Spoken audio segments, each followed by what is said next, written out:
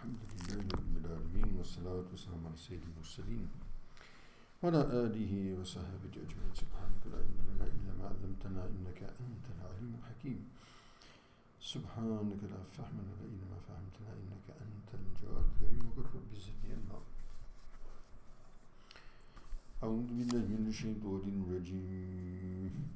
يا أيها الذين آمنوا لا تقتلوا الصيد وأنتم حرم ومن قتله منكم متعمدا فجزاء مثل ما قتل من النعم يحم به ذو عدل منكم هدي بالغ الكعبة أو كفارة طعام مساكين أو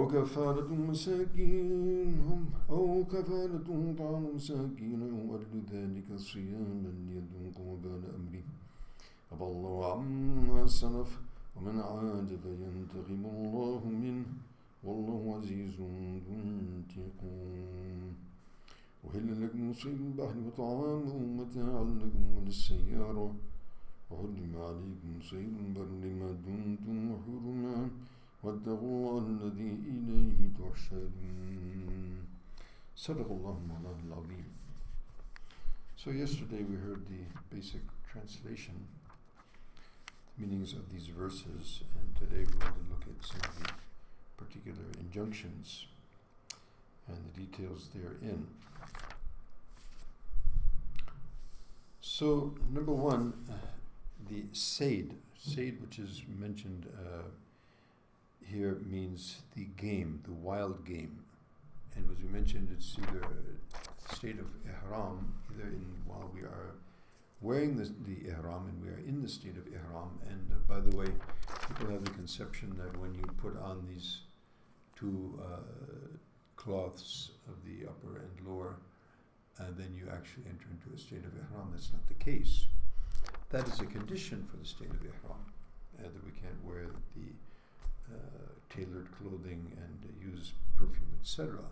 But actually the state of ihram takes place when you intend to perform Hajj or Umrah and you intend to enter into the state of ihram. So it's an intention, and by saying the talbiyah, once you say the talbiyah, labbaik Allahumma labbaik, with that intention of either Hajj or Umrah, entering into the state of ihram with the intention of Hajj or Umrah, then actually one enters into the state of ihram. At this point, he should have changed his clothes, because it's not jaiz in that state to wear the regular type of clothes that have been tailor-made, etc., and all the other things which need to be abstained from in the state of ihram. So in that state, one is not allowed to hunt. And we're going to see there's exceptions to that rule, that basic rule, but basically you're not allowed to hunt game.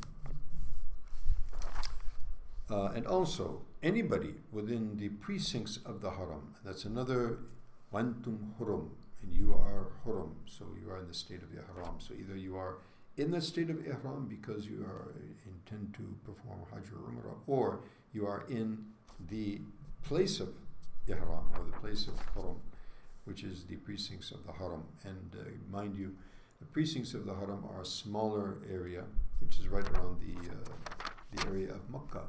And then we have what is known as miqat, which is a larger sort of circular area which is cordoned off, where you cannot cross that line if you intend to perform Hajj or Umrah, except in the state of ihram. Right? There's a whole set of instructions there, but the haram is right around Makkah itself, the precincts of Makkah. And then outside of that is a larger area which is known as the miqat, which is not to be crossed by those who intend to perform Hajj or Umrah except in the state of ihram. So what we're talking about here is that smaller area of ihram, of the haram itself, not the miqat. Okay, we're talking about wild animals. We're not talking about domestic animals. We're not talking about sheep and goats and cattle, etc. Those can be sacrificed in the haram, and they can also be sacrificed by the person who is in the state of ihram. So we're talking about the wild game, which does not generally live in close proximity with human beings, as the an'am do, like the cattle and the sheep, etc. Now, there are animals which are exempted from that, even in the haram.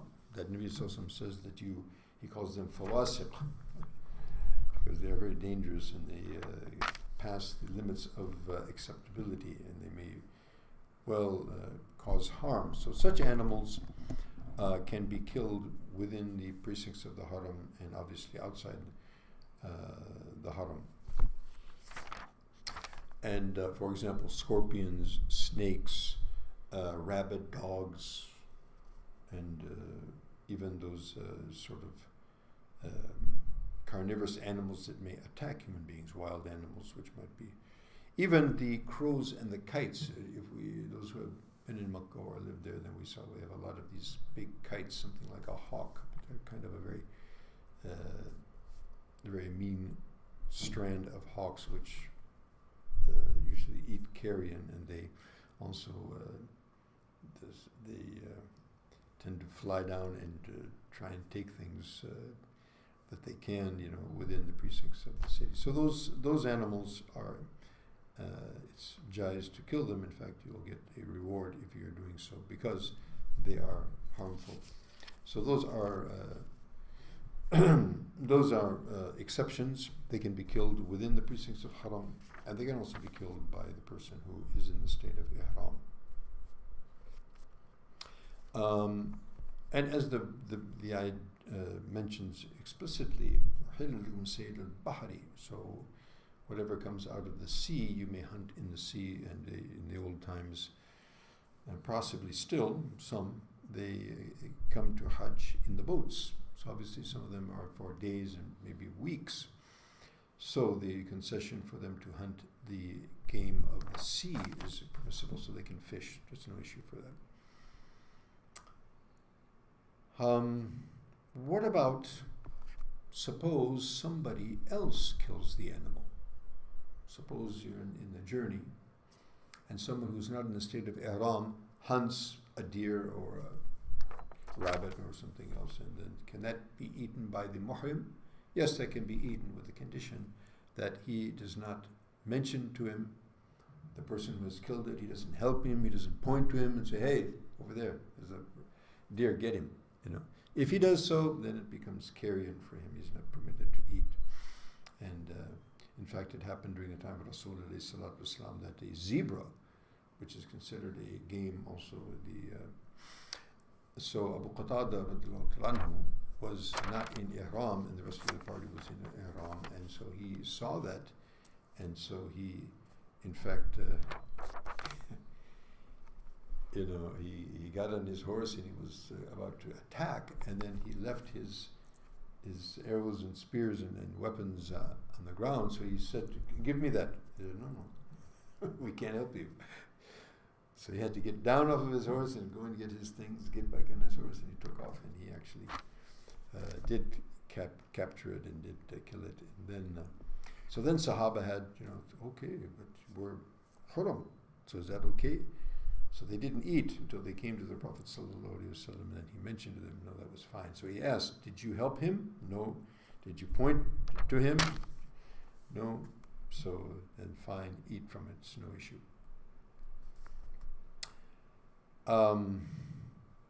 So then if one does kill intentionally, even if he kills unintentionally, if he kills intentionally, then that's a sin, and he may be caught for that. In any case, the expiation for that, whether he killed that animal, the hunting animal, intentionally or unintentionally, is that he has to give a jaza. And what is the jaza? The jaza is basically, or the recompense for that, or the expiation for that, is that a sacrificial animal should be slaughtered in the precincts of the haram. Baligan Masjid al-Haram, it has to reach to the Masjid al-Haram, meaning the precincts of the haram. So it needs to be sacrificed there, and that animal should be according to something similar to the, either in the shape or the form or in the value of that game animal that was killed. And so how will that be decided? So you are to find two individuals that would have some idea about that, and they are themselves trustworthy, and they would know what is the what is the value of that game, and they would specify an amount for that, and so you would sacrifice an animal accordingly. And in the fuqaha, they have quite a lot of details that they talk about there. They can also, it's also mentioned that you can feed 10 people. So again, this would be in the precincts of the haram. So you would find people there that were mustahiq, as we say, they're eligible. Poor people in the haram again. The sacrifice has to be in the haram, distributed the meat. If you want to do that, that also is in the haram. Also, feeding the poor within the precincts of the haram. And that would be in the same type of feeding that you would do in the kafara of fasting. So half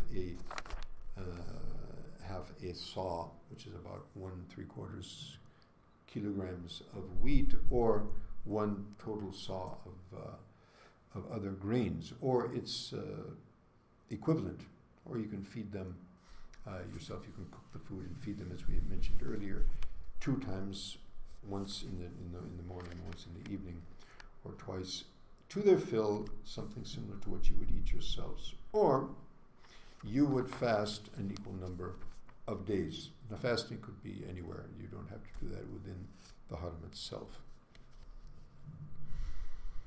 So those are basically the injunctions.